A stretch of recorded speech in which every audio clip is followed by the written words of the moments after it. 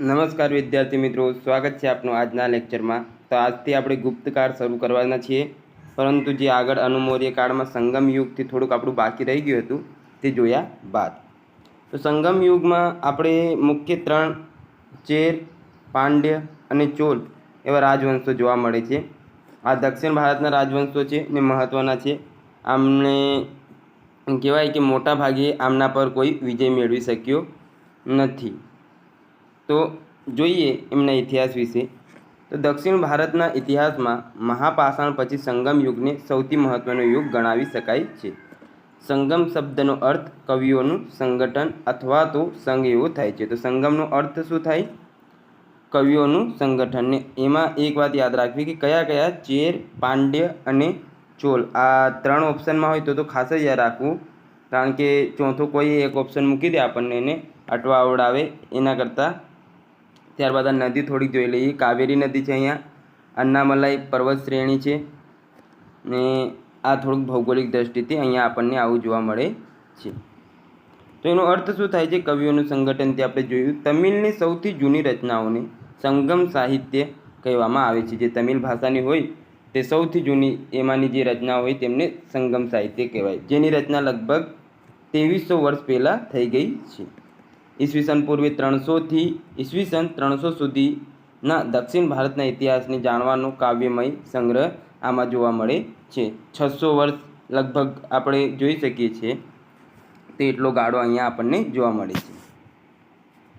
મદુરાઈના કવિઓ દ્વારા ભરાતી પરિષદોમાં તમિલ સાહિત્ય સંકલિત કરવામાં આવ્યું માટે સંગમ કહેવામાં આવે છે, જેમાં મદુરાઈમાં રહેતા લોકોના તમિલ નામો સંગમ સાહિત્યમાં જોવા મળે। જે મદુરાઈમાં લોકો રહેતા હતા તેમના નામો આ સંગમ સાહિત્યમાં આપણને જોવા મળે, તે તમિલ ભાષાનું છે। ત્યારબાદ આગળની તરફ જોઈએ। જે પાંડ્ય રાજવીઓ હતા તેમના આશ્રયે મદુરાઈમાં કુલ 3 સંગમો થયા। સંગમો વખતે આવતા લોક કવિઓએ પ્રેમ અને યુદ્ધ જેવા વિષય પર કવિતાઓનું સર્જન કર્યું। કવિતાઓ 8 ભાગમાં સંગ્રહિત કરવામાં આવી, જેને ઇતોત્તો ગઈ તરીકે ઓળખવામાં આવે છે। તો કયા નામે કવિતાઓને ઓળખવામાં આવે છે? ઇતોત્તો ગઈના નામ। ત્યારબાદ તમિલ પ્રદેશ તિરુપતિની ટેકરીઓથી લઈને કન્યાકુમારી સુધી ફેલાયેલો છે। અહીંનો સમાજ કબીલાઈ હતો, જેનો આગેવાન વંશ પરંપરાગત પદ ભોગવતો હતો। તો કેવો સમાજ હતો? કબીલાઈ સમાજ હતો, અને જે આગેવાન હોય તે વંશ પરંપરાગત, એટલે રાજાનો દીકરો રાધવ બને એવી રીતે અહીંયા પદ આપવામાં આવતો હતો। સંગમ કવિતાઓમાં મૂવેંદરની ચર્ચા કરવામાં આવી છે, જે તમિલ શબ્દ છે જેનો અર્થ 3 મુખિયા થાય છે। મૂવેંદરનો અર્થ શું થાય છે? 3 મુખિયા, જેનો ઉપયોગ 3 શાસક પરિવારોના વડાઓ માટે કરવામાં આવતો હતો। 3 શાસકોના જે પરિવારનો મુખ્ય હોય તેમના માટે મુખિયાઓ હોય તેમના માટે મૂવેંદર નામની ચર્ચા કરવામાં આવતી હતી, જે લગભગ 2300 વર્ષ પહેલાં દક્ષિણ ભારતમાં ખૂબ જ શક્તિશાળી માનવામાં આવતા હતા। આગળ જોઈએ। આ ત્રણેય વડાઓ પાસે પોતાના 2 કેન્દ્રો હતા, જેમાંથી એક દરિયાકાંઠાના ભાગમાં અને બીજું આંતરિક ભાગમાં હતું। આમ 6 કેન્દ્રોમાંથી 2 ખૂબ મહત્વપૂર્ણ કેન્દ્રો હતા। એક ચોલનું બંદર હતું, જેને પુહાર અથવા કાવેરીપટ્ટનમ કહેતા, અને બીજું મદુરાઈ હતું, જે પાંડ્યની રાજધાની હતી। તો પાંડ્યની રાજધાની કઈ હતી? એક મદુરાઈ, ને 2 કેન્દ્રો મહત્વના હતા, જેમાંથી એક ચોલનું બંદર હતું જેને પુહાર અથવા કાવેરીપટ્ટનમ આપણે કહીએ છીએ, ને બીજું મદુરાઈ, ને મદુરાઈ પાંડ્યની રાજધાની પણ હતી। આગળ જોઈએ કે સંગમ યુગમાં ચોલની રાજધાની ઉરેયુરુલ, ચેરની રાજધાની વજ્જી અને પાંડ્યની રાજધાની મદુરાઈ હતી। આ રાજધાનીઓ થોડીક યાદ રાખવી કે ચોલની રાજધાની ઉરેયુરુલ, ચેરની વજ્જી અને પાંડ્યની રાજધાની મદુરાઈ હતી। વિશેષમાં જોઈએ તો સંગમ યુગ દરમિયાન તમિલ પ્રદેશ પર શાસન કરનાર મુખ્ય કબીલાઈ સરદારોમાં 3 મુખિયાઓ તરીકે ચોલ, જે તંજોરના હતા, ચેર, જે માલાબાર તટના હતા, અને પાંડ્ય, જે મથુરાઈના હતા, તેમનો સમાવેશ થાય છે। ફરીથી એકવાર જોઈએ વિશેષમાં કે સંગમ યુગ હતું તે દરમિયાન તમિલ પ્રદેશ પર શાસન કરનાર મુખ્ય કબીલાઈ સરદારોમાં 3 મુખિયાઓ તરીકે કોણ કોણ હતા? ચોલ, જે તંજોરના હતા, ચેર, જે માલાબાર તટના, અને પાંડ્ય જે મદુરાઈના હતા તેમનો સમાવેશ થયેલ આપણને જોવા મળે છે. ત્યારબાદ આ ત્રણેય રાજ્યો વચ્ચે વારંવાર યુદ્ધો થતા સંગમ સાહિત્યમાં આ રાજવીઓના યુદ્ધ અને તેમની વીરતાની કવિતાઓ જોવા મળે છે. જે સાહિત્ય છે સંગમનો, તેમાં આ ત્રણ રાજ્યો છે તેમના વચ્ચે યુદ્ધ અને જે વીરતાનું પ્રદર્શન અમુક રાજાઓ દ્વારા કરવામાં આવે તો તેની માહિતી આપણને મળતી જોવા મળે છે. આ મુખ્ય નિયમિત ટેક્સને બદલે લોકો પાસેથી ભેટની માંગણી કરતા હતા. કેટલીકવાર આ સૈનિકો અભિયાનમાં પણ જતા અને આસપાસના વિસ્તારોમાંથી ટેક્સ વસૂલ કરતા હતા, જેમાંથી અમુક રકમ પોતાની પાસે રાખતા અને બાકીની રકમ પોતાના સમર્થકો હોય, સંબંધીઓ, સૈનિકો અને કવિઓમાં વહેંચી દેતા હતા. એટલે આવી રીતે ભેટની આ લોકો માંગણી કરતા હતા.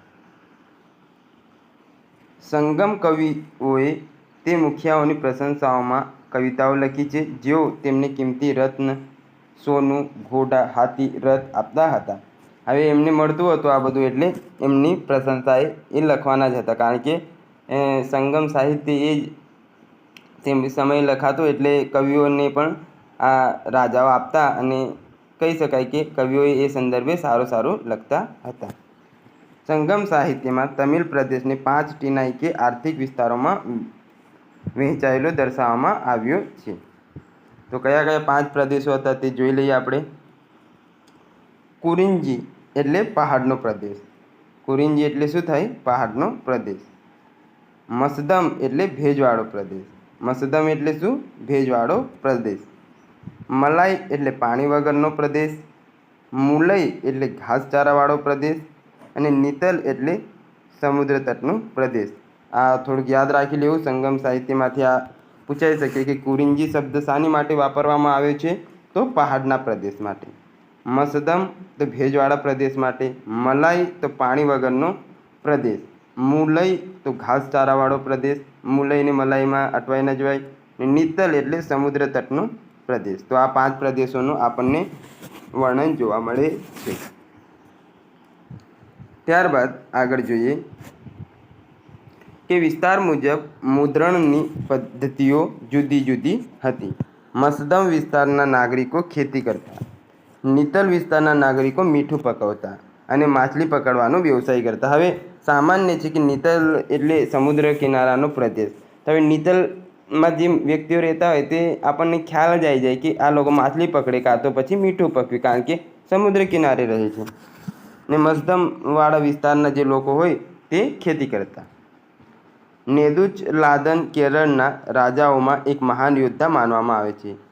નેદુચેર લાદન એ કેરળના રાજાઓ છે, એમાં એક મહાન યોદ્ધા એમાંથી આપણને ઓળખવામાં આવે છે. એટલે આ એક યોદ્ધા તરીકે ખ્યાતિ આ પામ્યા હતા.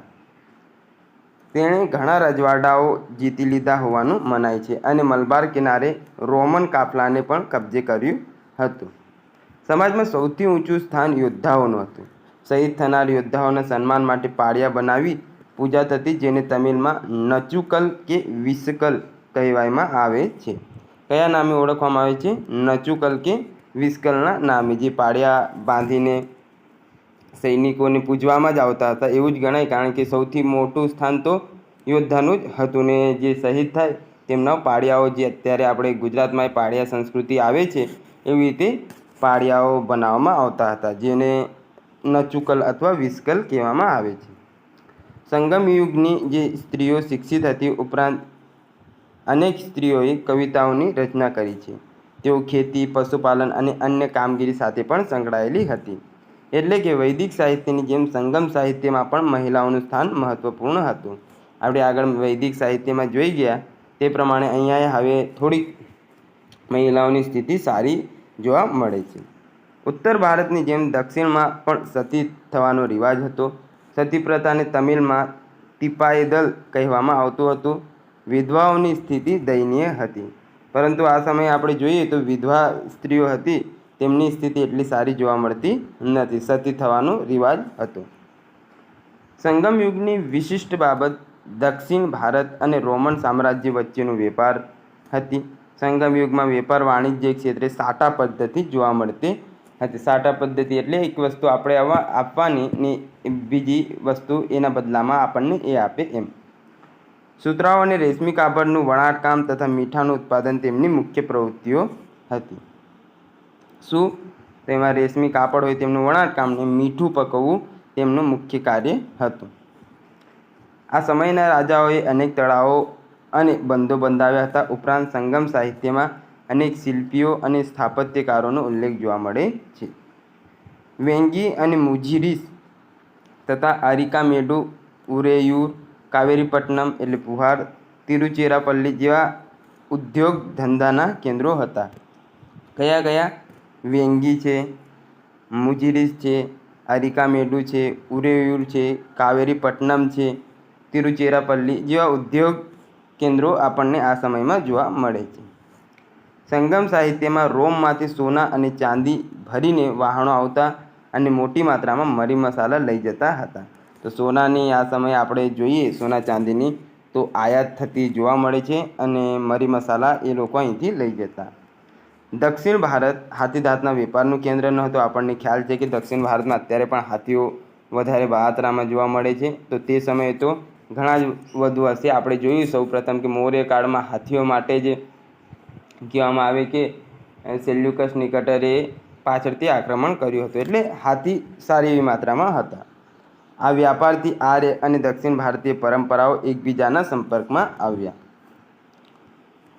સંગમકાળના અગત્યના દેવતા શિવ અને કાર્તિકેય હતા. શિવ ભગવાનના પુત્ર કાર્તિકેય અને શિવ ભગવાન પોતે મહત્ત્વના દેવતા હતા. ઇન્દ્ર, વિષ્ણુ, મહાવીર અને બુદ્ધની પણ આ સમયે પૂજા થવા લાગી હતી. ત્યારબાદ આગળ જોઈએ તો એમાં છે થોડુંક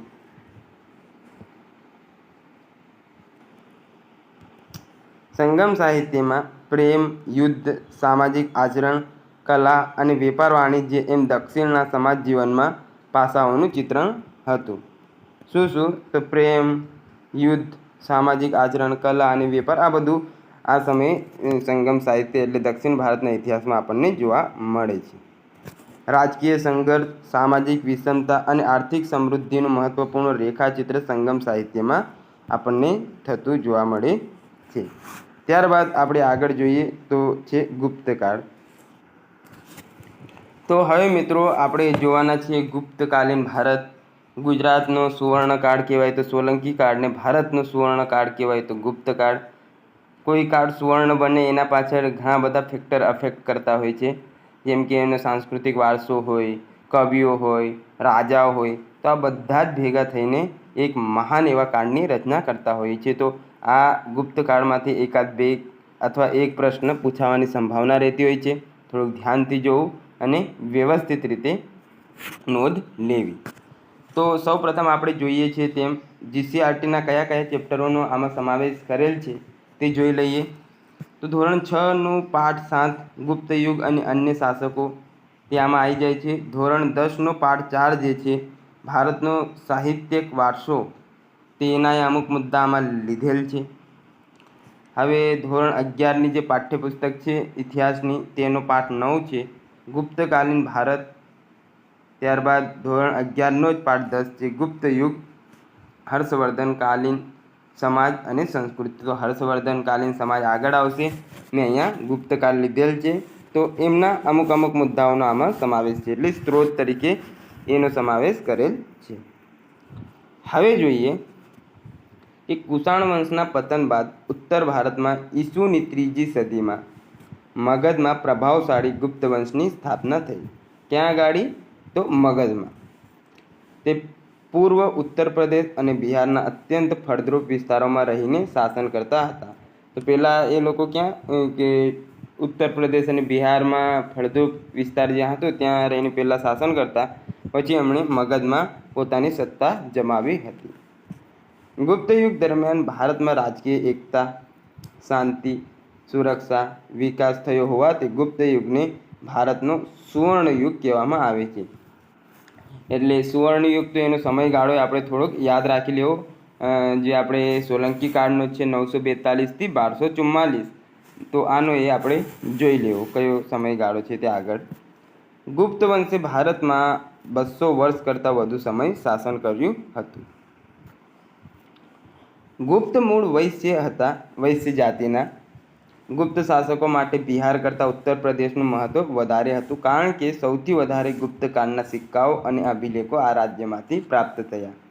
જ્યાં રહેતા હશે ત્યાંથી વધારે સિક્કાઓ અને અભિલેખો પ્રાપ્ત થયા. એના પરથી કહી શકાય કે બિહાર કરતાં આ લોકો તે સમયના ઉત્તર પ્રદેશને વધારે મહત્ત્વ આપતા હતા. ગુપ્ત વંશના પ્રમુખ શાસકોની આપણે ચર્ચા કરીએ તો ગુપ્ત વંશના સ્થાપક યાદ રાખવા પ્રથમ રાજા શ્રીગુપ્ત હતા. ચંદ્રગુપ્ત મૌર્ય એ તો મૌર્યમાં આવી જાય ને ચંદ્રગુપ્ત એ ગુપ્ત કાળમાં આવશે. તો ચંદ્રગુપ્ત એવું ઉતાવળથી ટીક ના કરી દેવું. શ્રીગુપ્ત દ્વારા આ વંશની સ્થાપના કરવામાં આવી હતી. તેમણે હાલના બંગાળ અને બિહારના ભાગો પર શાસન કર્યું હોવાનું માનવામાં આવે છે. શ્રીગુપ્ત પછી તેમના પુત્ર ઘટોત્કચ ગુપ્ત વંશના શાસક બન્યા, જેમણે મહારાજાનું બિરુદ ધારણ કર્યું હતું. તો ઘટોત્કચે કયું બિરુદ ધારણ કર્યું હતું? મહારાજાનું. ઘટોત્કચ ગુપ્તના અવસાન બાદ તેનો પુત્ર ચંદ્રગુપ્ત પ્રથમ ગાદી પર આવ્યા હતા ને વાસ્તવિક અર્થમાં કોઈ સ્થાપક ગણાય તો તે છે ચંદ્રગુપ્ત પ્રથમ. મૌર્ય નહીં, ચંદ્રગુપ્ત પ્રથમ વાસ્તવિક સ્થાપક આપણે ગણી શકીએ, કારણ કે આમના સમયમાં સારો એવો પ્રમાણમાં વિકાસ થયો હતો. પણ મૂળ સ્થાપક કહીએ તો શ્રીગુપ્ત. હવે ઓપ્શનમાં જોવું કેવી રીતે પ્રશ્ન પૂછવામાં આવેલ છે એ રીતે આપણે આન્સર આપવાનું રહેતો હોય છે. હવે જોઈએ ગુપ્ત વંશના રાજાઓ સિક્વન્સમાં. તો સૌપ્રથમ આવશે શ્રીગુપ્ત, ગુપ્ત વંશના સ્થાપક. ત્યારબાદ ઘટોત્કચ તેમના પુત્ર. ત્યારબાદ ચંદ્રગુપ્ત પ્રથમ. સમુદ્રગુપ્ત ભારતનો નેપોલિયન કહેવામાં આવે જેને. ત્યારબાદ તેમના બે પુત્ર હતા, રામગુપ્ત અને ચંદ્રગુપ્ત દ્વિતીય, જેમાં ચંદ્રગુપ્ત દ્વિતીય રામગુપ્તની હત્યા કરીને એ અહીં આવી જાય છે. વિક્રમાદિત્યની ઉપાધિ ધારણ કરે છે અને સૌથી કહેવાય ને મહાન વિક્રમાદિત્યની ઉપાધિ ધારણ કરનાર એ ચંદ્રગુપ્ત દ્વિતીય હતા. ત્યારબાદ તેમના પુત્ર કુમારગુપ્ત પ્રથમ આવે છે, જેમને મહેન્દ્રાદિત્ય પણ કહેવાય. નાલંદા વિદ્યાપીઠની તેમની સ્થાપના કરી. ત્યારબાદ કુમારગુપ્તના પુત્ર સ્કંદગુપ્ત ગુપ્ત વંશનો અંતિમ શક્તિશાળી રાજા હતો. આપણને એમનો લેખ પણ જૂનાગઢમાં જોવા મળે છે. ત્યારબાદ પુરગુપ્તના દીકરાઓમાં જોઈએ નરસિંહગુપ્ત ને બુદ્ધગુપ્ત, જેમાં નરસિંહગુપ્તનો કુમારગુપ્ત દ્વિતીય આવે છે, વિષ્ણુગુપ્ત જે અંતિમ શાસક બને છે. એટલે આપણા માટે મહત્ત્વના સ્કંદગુપ્ત સુધીના રાજાઓ રહે છે. ત્યારબાદ આ વિષ્ણુગુપ્ત છેલ્લે યાદ રાખી લેવું, કારણ કે આ અંતિમ શાસક છે. પહેલો ને છેલ્લો તો યાદ રહેવું જ જોઈએ ને આ સિક્વન્સમાં યાદ રાખી લેવા. આ ચંદ્રગુપ્ત પ્રથમ અને દ્વિતીય વચ્ચે એક રાજા આવે છે જે છે સમુદ્રગુપ્ત ને ત્યારબાદ કુમારગુપ્ત. અહીંયા જોઈએ તો ઘટોત્કચ. એટલે વાંધો નહીં, યાદ રહી જાય એવા જ રાજાઓ છે. તો જોઈએ ચંદ્રગુપ્ત પ્રથમ વિશે.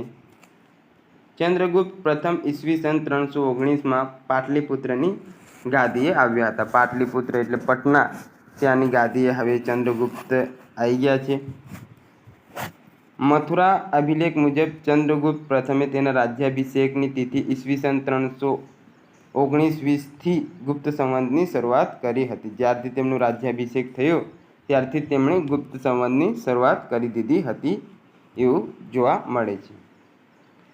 સૌરાષ્ટ્રના વલ્લભી શાસકોએ ગુપ્ત સંવંતને સ્વીકાર્યો હતો. તો ગુજરાતના કયા શાસકોએ ગુપ્ત સંવંતને સ્વીકાર્યો પ્રશ્ન બને તો તે છે વલ્લભીના. લક્ષ્મી અને લિચ્છવી શબ્દ તેના સિક્કા પરથી આપણને મળી આવતો જોવા મળે છે.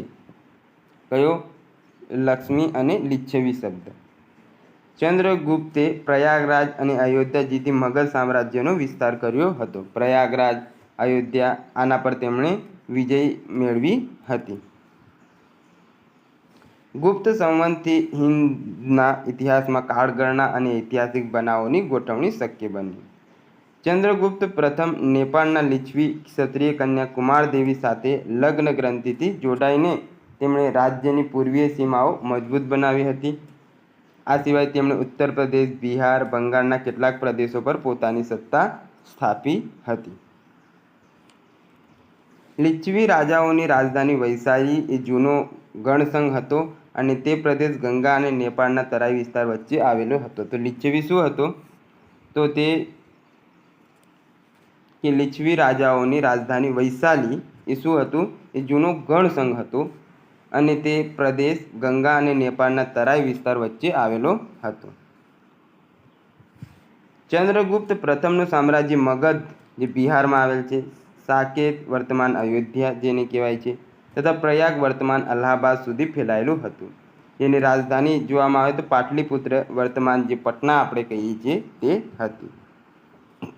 ત્યારબાદ અહીંયા જોઈએ આપણે તો મગધનો વિસ્તાર આ રહ્યો, ચંદ્રગુપ્તનું સામ્રાજ્ય અહીંયા સુધી હતું. ત્યારબાદ સમુદ્રગુપ્તે થોડોક વિશાળ સામ્રાજ્ય કર્યું હતું અને ચંદ્રગુપ્ત દ્વિતીયનું સામ્રાજ્ય એમ કહીને ટૂંકમાં આપણે જોઈએ તો ગુપ્ત શાસન દરમિયાન સારો એવો એમનો સામ્રાજ્ય મોટો જોવા મળે છે. ત્યારબાદ અહીંયા જોઈ શકો તમે કે ચંદ્રગુપ્ત પ્રથમનો સિક્કો. આમ ચંદ્રગુપ્ત પ્રથમે મગધને મહારાજ્ય બનાવી અને મહારાજાદી રાજનું બિરુદ ધારણ કર્યું હતું તથા પોતાની સત્તા અને પ્રતિષ્ઠા દર્શાવવા સોનાના સિક્કા તેમણે બહાર પડાવ્યા હતા.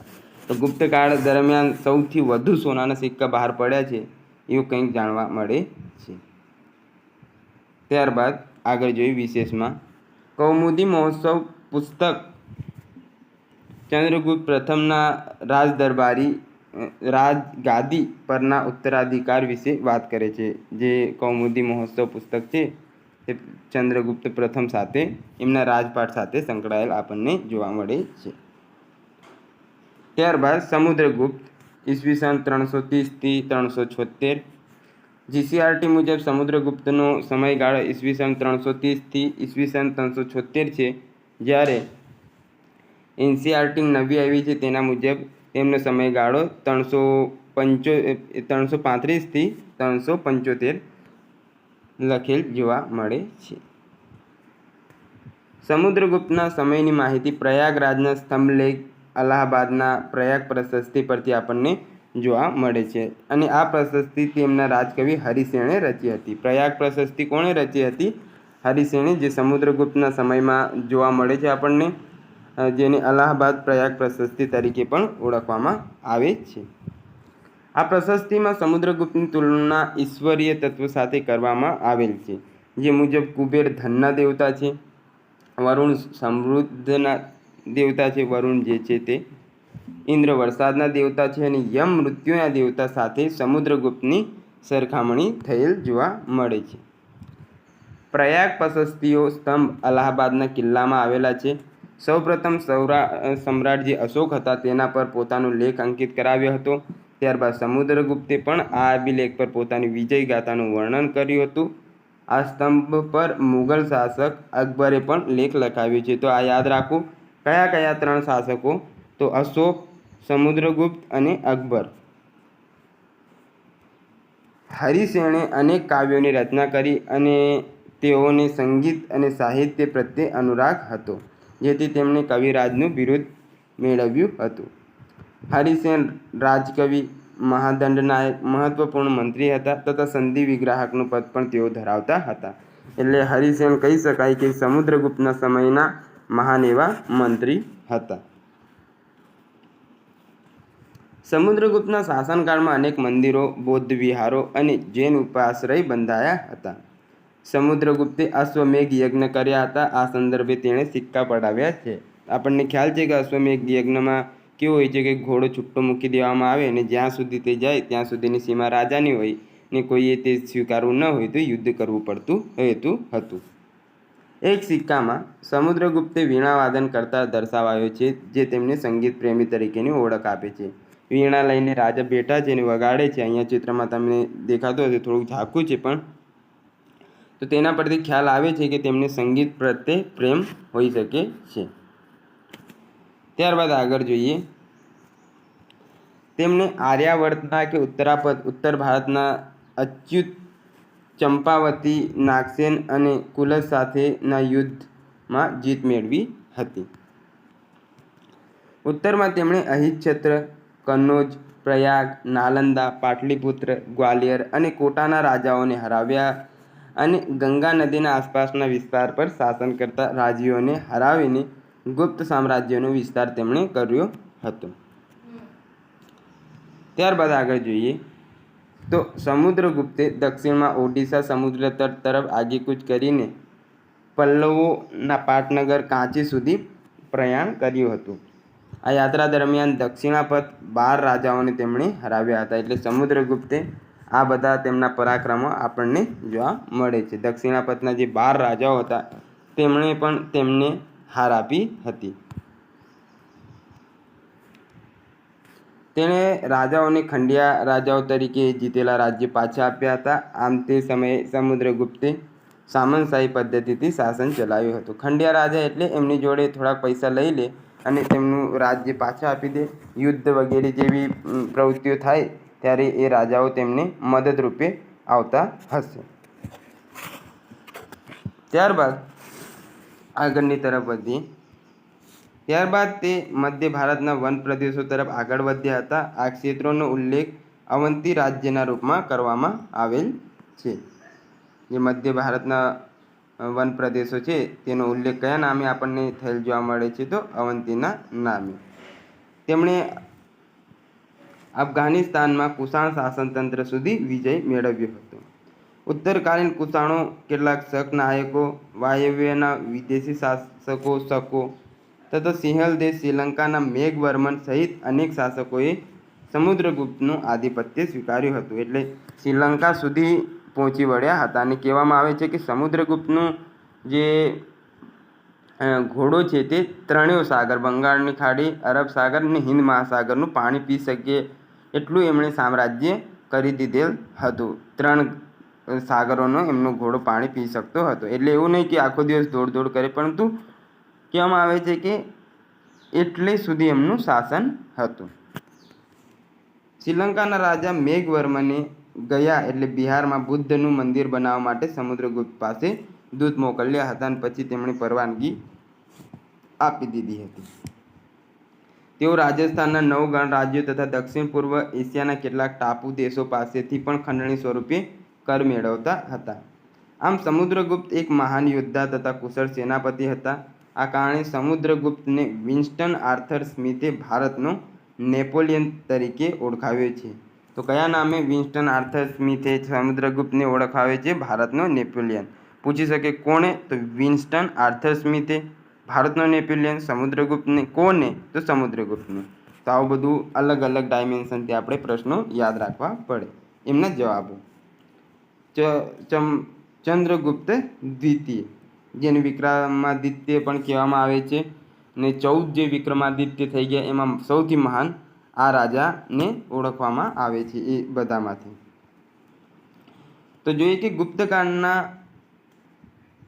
પ્રાપ્ત થયેલ અભિલેખ મુજબ સમુદ્રગુપ્તના ઉત્તરાધિકારી તરીકે ચંદ્રગુપ્ત દ્વિતીય ગુપ્ત વંશની ગાદી પર આવ્યા હતા. તેનું મૂળ નામ દેવગુપ્ત હતું. તે વિક્રમાદિત્ય તરીકે વધુ જાણીતા થયા હતા.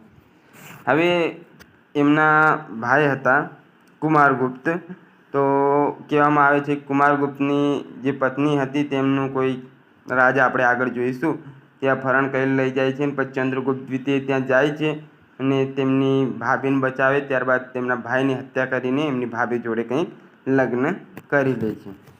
તો તે જોઈશું આપણે.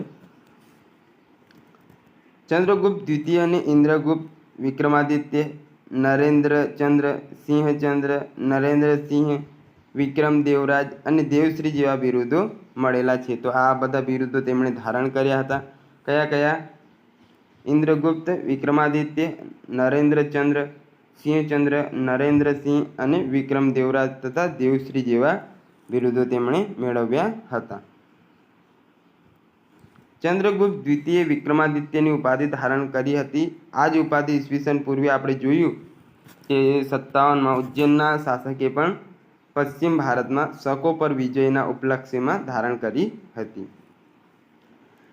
મધ્યપ્રદેશના સાંચી નજીક આવેલી ઉદયગીરીની ગુફાઓમાંથી પ્રાપ્ત અભિલેખોમાં તેઓને સમગ્ર પૃથ્વી જીતવાના અભિલાષી તરીકે ઓળખવામાં આવે છે.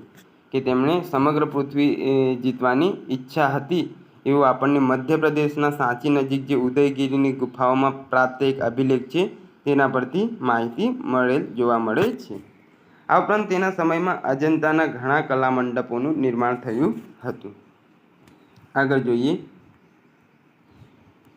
સંસ્કૃત નાટ્યકાર વિશાખદત્તના નાટક દેવી ચંદ્રગુપ્ત કાવ્ય મીમાંસા અને હર્ષચરિત મુજબ સમુદ્રગુપ્ત બાદ રામગુપ્ત ગાદી પર આવ્યો હતો. સમુદ્રગુપ્ત બાદ રામગુપ્ત આવ્યો હતો, પરંતુ ચંદ્રગુપ્ત દ્વિતીય તેની હત્યા કરી દીધી હતી. તેના સમયમાં શક રાજા રુદ્રસિંહ ત્રીજાએ આક્રમણ કરીને રામગુપ્તની પત્ની ધ્રુવસ્વામિની દેવીને કેદ કરી, જેથી તેમના નાના ભાઈ ચંદ્રગુપ્ત બીજાએ ધ્રુવસ્વામિનીના વેશમાં રુદ્રસિંહ ત્રીજાની હત્યા કરી હતી. તો રુદ્રસિંહ ત્રીજો હતો, તેમણે ધ્રુવસ્વામિનીનું અપહરણ કરીને કેદ કરી દીધી હતી. ત્યારબાદ ચંદ્રગુપ્ત દ્વિતીય ત્યાં જાય છે, સ્ત્રીનો વેશ ધારણ કરે છે અને પછી તેની હત્યા કરીને મુક્ત કરાવે છે ધ્રુવસ્વામિની દેવીને. ચંદ્રગુપ્ત દ્વિતીય શક શાસકનો ભારતમાંથી અંત આણ્યો હતો, તો એમને શકારી પણ કહેવામાં આવે છે. મંત્રીમંડળની ઈચ્છા આધારે રામગુપ્તની હત્યા કરીને ભાભી ધ્રુવસ્વામિની દેવી સાથે તેમણે લગ્ન કરી લીધા હતા. ચંદ્રગુપ્ત દ્વિતીય ગુજરાતના શકોના અંતિમ રાજા રુદ્રસેન ત્રીજાને હરાવીને શક ઉપર વિજય મેળવ્યો હોવાથી તેને શકારી તરીકે ઓળખવામાં આવે છે. તો કયા રાજાને શકારી તરીકે ઓળખવામાં આવે છે? તો તે છે ચંદ્રગુપ્ત દ્વિતીય અથવા વિક્રમાદિત્ય. ગુજરાત, સૌરાષ્ટ્ર અને પશ્ચિમ માળવાના વિશાળ પ્રદેશોના વિજયની યાદમાં તેમણે સિંહ વિક્રમ ઉપાધિ ધારણ કરી હતી અને વ્યાઘ્ર શૈલીના સિક્કાઓ ચલણમાં મૂક્યા હતા. તો વ્યાઘ્ર શૈલીના સિક્કાઓ કોણે ચલણમાં મૂક્યા હતા? તો ચંદ્રગુપ્ત દ્વિતીય અથવા વિક્રમાદિત્ય. ચંદ્રગુપ્ત દ્વિતીય શક રાજવીઓ પર વિજય બાદ પાટલીપુત્ર ઉપરાંત ઉજ્જૈનને બીજી રાજધાની બનાવી હતી. પટના ઉપરાંત બીજી રાજધાની જે મધ્યપ્રદેશમાં ઉજ્જૈન આવેલ છે તેને તેમણે બનાવી હતી. ચંદ્રગુપ્ત દ્વિતીય નાગવંશના રાજકુંવરી કુમેર નાગા સાથે લગ્ન કર્યા હતા. કુબેર નાગાથી થયેલ પુત્રી પ્રભાવતીના વિવાહ દક્ષિણમાં વાકાટક વંશમાં રાજા જે રુદ્રસેન હતા તેમની સાથે થયા અને પરોક્ષ રીતે વાકાટક રાજ્ય પર અધિકાર કર્યો. એટલે જે આપણે જોવા મળે છે અહીંયા કે લગ્નથી કેવી રીતે આગળ રાજાઓ વિસ્તાર વધારતા હતા, એવી રીતે કુબેર નાગાના લગ્ન કુબેર નાગા સાથે તેમના લગ્ન કરાવી દીધા. તેમની દીકરી હતી તેમના પ્રભાવતીના, અને તેમણે દક્ષિણ ભારતમાં પોતાનું આધિપત્ય જમાવ્યું હતું. કુંતલ શાસક કાકુત્સવર્મનની પુત્રી સાથે તેના પુત્ર કુમારગુપ્ત પ્રથમના લગ્ન થયા હતા અને ત્યાં પણ કહી શકાય કે શાસન હવે આમણે વિસ્તાર્યું હતું. આ સમયગાળા દરમિયાન મહિલાઓને જમીન જેવી સંપત્તિ પર કોઈ અધિકાર મળતા ન હતા, વિશેષમાં જોઈએ છીએ. પરંતુ એક અભિલેખ મુજબ પ્રભાવતીની માલિકીમાં જમીન હતી અને તેને ગામ એટલે જમીનનું દાન આચાર્ય ચનાલ સ્વામીએ કર્યું હતું. ચનાલ સ્વામીને તેમણે કર્યું હતું. તો આ મહિલા પાસે જમીન હતી તે આપણને જોવા મળે છે. ત્યારબાદ આગળ જોઈએ, ચંદ્રગુપ્ત દ્વિતીય પાડોશી દેશો સાથે લગ્ન સંબંધો બાંધી તેણે પોતાના સામ્રાજ્યનો વિસ્તાર અને સૈન્ય બળ વધાર્યું, જે દુશ્મનોને માત આપવામાં ખૂબ ઉપયોગી થયું હતું. ગુજરાત અને સૌરાષ્ટ્રના સમૃદ્ધ પ્રદેશો ભૃગુ કચ્છ એટલે ભરૂચ અને સ્તંભતીર્થ એટલે ખંભાતના બંદરો ગુપ્તોને મળતા દરિયાઈ વેપાર વધ્યો અને ગુપ્ત રાજાઓ અખૂટ સંપત્તિના માલિક બન્યા. જે ભૃગુ કચ્છ ભરૂચ તે સમયે મહત્વનું બંદર હતું. સ્તંભતીર્થ જે ખંભાત જેવા બંદરો હવે ગુપ્તોને મળી ગયા હતા અને હવે ગુપ્ત જે સામ્રાજ્ય કહેવાય તે વધુ વિસ્તાર પામ્યો હતો. વૈષ્ણવધર્મી હોવા છતાં તે બધા ધર્મોને માન આપતા હતા. તેમના સેનાપતિ આમ્રકાળદેવ બૌદ્ધ ધર્મી હતા, જ્યારે રાજ્યમંત્રી વડસેન સ્વયંધર્મી હતા. તેના સમયગાળાને ગુપ્ત યુગનું સુવર્ણયુગ કહેવાય. જે વ્યક્તિગત કોઈનો સમય સુવર્ણયુગ કહેવાય તો તે છે ચંદ્રગુપ્ત દ્વિતીયનું. તેમના રાજ્યમાં અલગ અલગ ધર્મના મંત્રીઓ રહેતા હતા, એટલે કહી શકાય કે તેઓ બધા ધર્મ પ્રત્યે સહિષ્ણુ હતા. તેમણે રાજધાની પાટલીપુત્રમાં અનેક બૌદ્ધ મઠો બંધાવ્યા હોવાનો ઉલ્લેખ આપણને થયેલ જોવા મળે છે. ચંદ્રગુપ્ત દ્વિતીયના સમયમાં ચીની પ્રવાસી ફાહિયાન, જેમણે ફોકોક્યુની રચના કરી, ફાહિયાને ભારતની મુલાકાત લીધી હતી. તેમણે ફોક્યુકી પુસ્તકમાં ગુપ્ત વંશનો શાસનતંત્રની માહિતીનો ઉલ્લેખ કર્યો છે. ફાહિયાન વિશેની વધારાની માહિતી પ્રકરણ 21માં આપણે જોવાના છીએ. તો ફાહિયાનની રચના કઈ છે? ફોક્યુકી એવું કંઈ ફોક્યુકી. તેમના દરબારમાં નવરત્ન બિરાજતા હતા, જેમાં કાલિદાસ રાજકવિ તથા ધન્વંતરી રાજવેદ હતા. તો એ નવરત્નો કયા હતા તે આપણે જોઈ લઈએ. ધન્વંતરી જે આયુર્વેદના નિઘંટુ ગ્રંથ તેમણે લખ્યું છે. હરિસેન પ્રયાગ અલાહાબાદ પ્રશસ્તિ તેમણે લખી છે. કાલિદાસ અભિજ્ઞાન શાકુંતલમ, માલવિકાગ્નિમિત્રમ ને વિક્રમોર્વશિયમ, વરામિહિર બૃહત્કથા, યોગયાત્રા અને પંચસિદ્ધાંતિકા, અમરસિંહ અમરકોશ, શંકુ શિલ્પશાસ્ત્રની રચના કરી. વેતાલ ભટ્ટે મંત્રાશાસ્ત્ર અને ક્ષપણક દ્વારા ક્ષપંકા ને વરારુચિ દ્વારા હવે કંઈ લખેલ નથી. ક્ષપણપે ને આ છેલ્લે બે છે તેમણે કંઈ લખ્યું નથી. દિલ્હી પાસે મેહરોલી લોહસ્તંભ પર ચંદ્ર નામના રાજાનું વર્ણન છે, જે ગુપ્ત વંશનો રાજા ચંદ્રગુપ્ત બીજાનો હોય તેમ માનવામાં આવે છે. માત્ર ચંદ્ર એવું લખેલ છે, આગળ કંઈ લખેલ નથી, એટલે પણ માની શકીએ કે એમણે જ આનું નિર્માણ કરાવ્યું હતું. ઈસવીસન 414ના અરસામાં ચંદ્રગુપ્ત દ્વિતીયનું નિધન થયેલું આપણને જોવા મળે છે. ત્યારબાદ તેમના પુત્ર કહેવાય કે કુમારગુપ્ત શાસન કરતા જોવા મળે છે.